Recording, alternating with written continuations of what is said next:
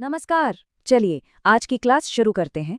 हमारा विषय है बिजनेस लॉ। अब देखिए, कोई भी बिजनेस सिर्फ एक अच्छे आइडिया या पैसे से नहीं चलता। उसे चलाने के लिए, बाजार में टिके रहने के लिए कुछ नियम होते हैं, कुछ कानून होते हैं। और ये जो बिजनेस लॉ है ना, ये दरअसल कॉमर्स की दुनिया की रूल बुक है।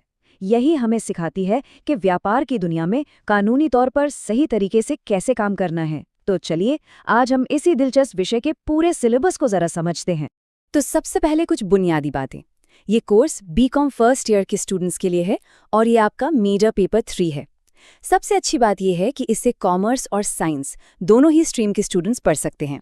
इसका क्रेडिट वैल्यू 6 है, जिसका मतलब साफ है कि ये आपकी ओवरऑल रिजल्ट के लिए काफ़ी महत्वपूर्ण विषय है, तो इस पर खास ध्यान देना होगा।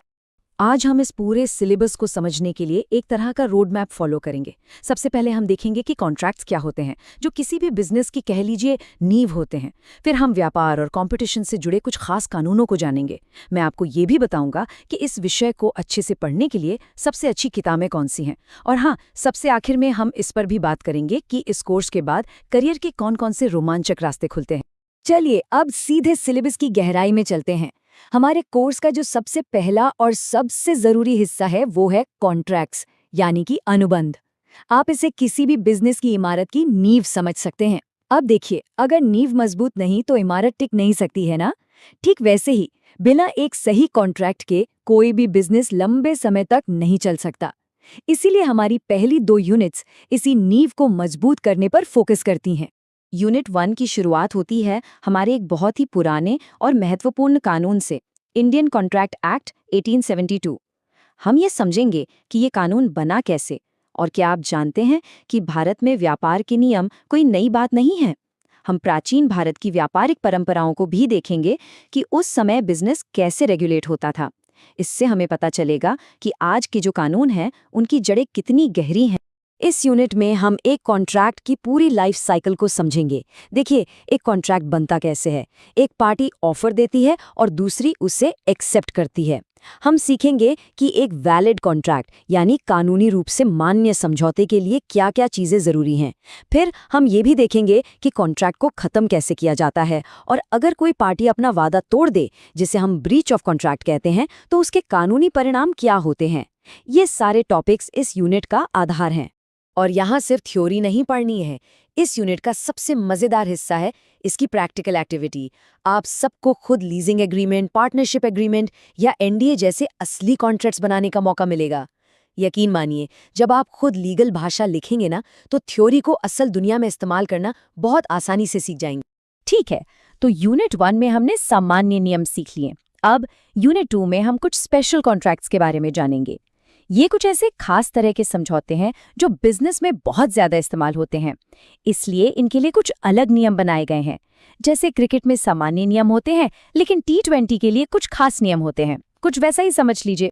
इस यूनिट में हम कुछ बहुत ही प्रैक्टिकल कॉन्ट्रैक्ट्स को समझेंगे, जैसे इंडेमनिटी। इसका सबसे अच्छा उदाहरण है इंश्योरेंस, जहां कंपनी आपके नुकसान की भरपाई करने का वादा करती है। फिर है गारंटी, जैसे जब कोई लोन लेता है और कोई और उसका गारंटर बनता है। हम बेलमेंट को समझेंगे। अरे भाई, जब आप अपनी बाइक सर्विसिंग के लिए देते हैं तो वो बेलमेंट ही है। प्लेज, जब आप सोना रखकर लोन लेते हैं, यानी गिरवी रखना। और आखिर में एजेंसी, जैसे एक प्रॉपर्टी एजेंट जो आपके लिए घर ढूंढता है। ये सभी हमारी रोजमर्रा की जिंदगी से जुड़े हुए हैं। और इस यूनिट को और भी रोमांचक बनाने के लिए एक एक्टिविटी है, मॉक ट्रायल या मूट कोर्ट, मतलब एक नकली कोर्टरूम का माहौल। आपको वकील या जज बनने का मौका मिलेगा। आप केस पर बहस करना, सबूत पेश करना सीखेंगे। इससे जो कॉन्फिडेंस आता है ना, वो किसी भी किताब को पढ़ने से नहीं आ सकता। ये आपके अंदर के लॉयर को जगाने का एक बेहतरीन मौका है।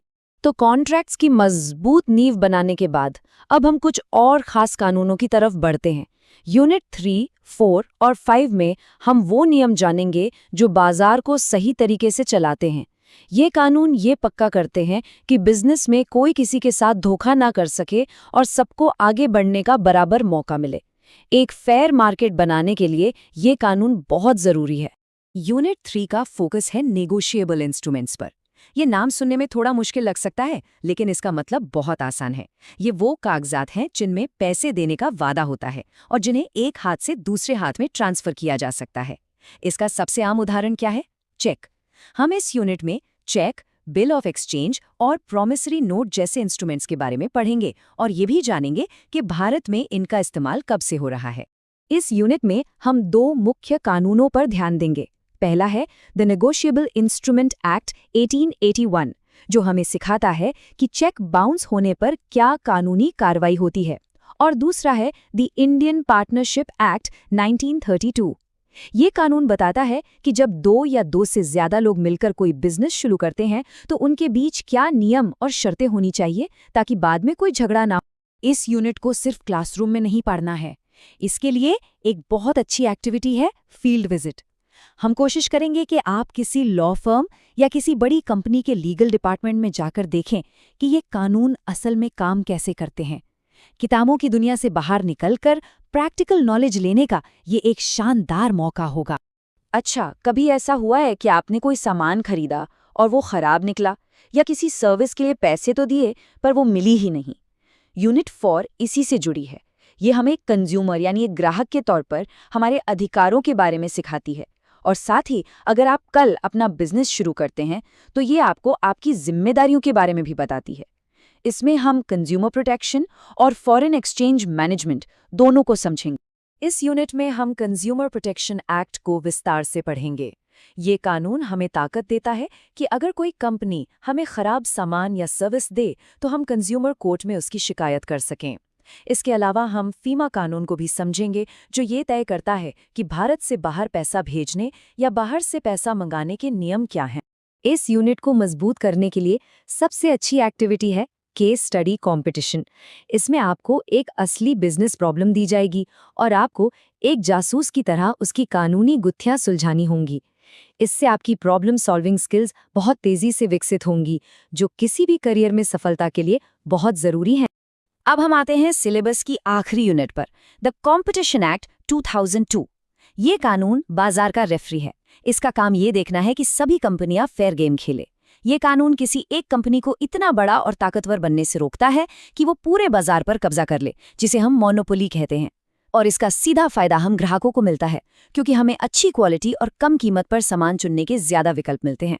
इस यूनिट में हम इस कानून के जरूरी नियमों को समझेंगे, और सबसे महत्वपूर्ण बात, हम मिलेंगे बाजार के वॉचडॉग से, यानी कॉम्पिटिशन कमीशन ऑफ इंडिया, जिसे CCI भी कहते हैं।